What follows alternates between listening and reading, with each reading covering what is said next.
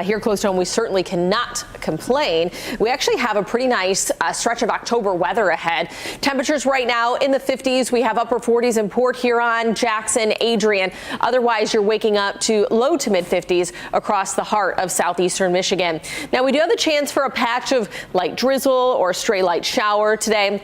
That's because of this weak front that has crossed lower Michigan. So in the wake of that, we have the cloud cover, organized line of clouds and rain. But if you watch as we've been time-lapsing this over the last 3 hours, it is waning as far as that organization. So still pretty heavy down into the northern part of Illinois. But for us, I think a lot of this continues to break apart as it makes its way towards Metro Detroit. So I don't think our chances are strong enough to even put the rain icon in the forecast. But I do think portions of southeast Michigan do get that patch of drizzle. So just note you might be in one of those areas. Otherwise, we have increasing cloud cover from that front.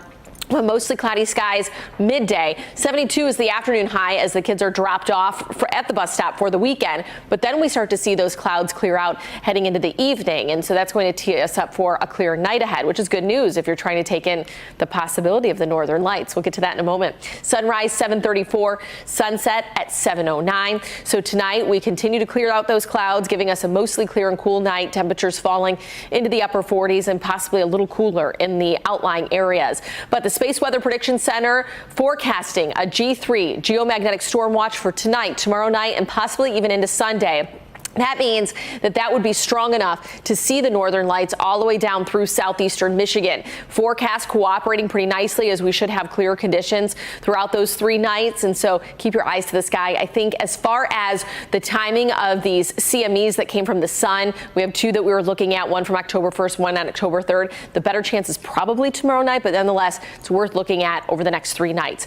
Making strides against breast cancer is happening tomorrow at the Corner Ballpark. So if you're heading out to Detroit, plan for 50s throughout most of that event. We get to 62 degrees as that's wrapping up, but mostly sunny skies. So a nice, cool, crisp start for those that are going to be walking outside, but not overly chilly.